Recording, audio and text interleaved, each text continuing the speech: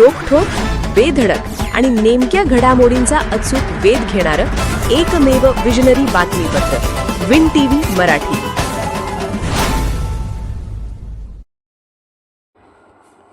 बडगाव येथे सुतारांच्या घरी दिवसा घरफोडी, 2.25 लाखाचा ऐवज चोरीस. बडगाव येथे रघुनाथ उर्फ बंटू केरबा सुतार यांच्या घरी गुरुवारी दुपारी अज्ञात चोरट्यांनी घरफोडी करून सुमारे 2.25 लाखांचा ऐवज लंपास केला. या घटनेची नोंद मुरगुड पोलीस ठाण्यात करण्यात आली आहे.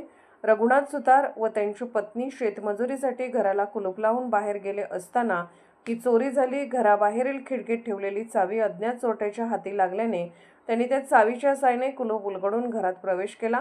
त्यानंतर तिजोरी उघडून 1 तोळ्याची सोन्याची चेन, 2 ग्रॅम वजनाच्या 2 अंगठ्या आणि 15,000 रुपयांची रोकड असा सुमारे 2.25 लाखाचा ऐवज चोरून नेला.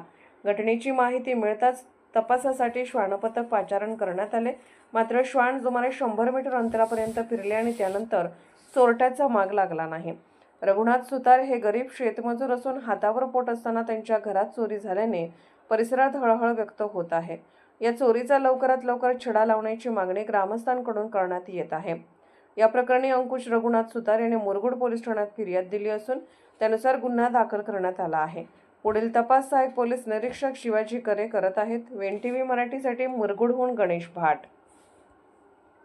विन टीव्ही मराठी न्यूज चॅनलला लाईक करा, शेअर करा आणि सबस्क्राईब करा.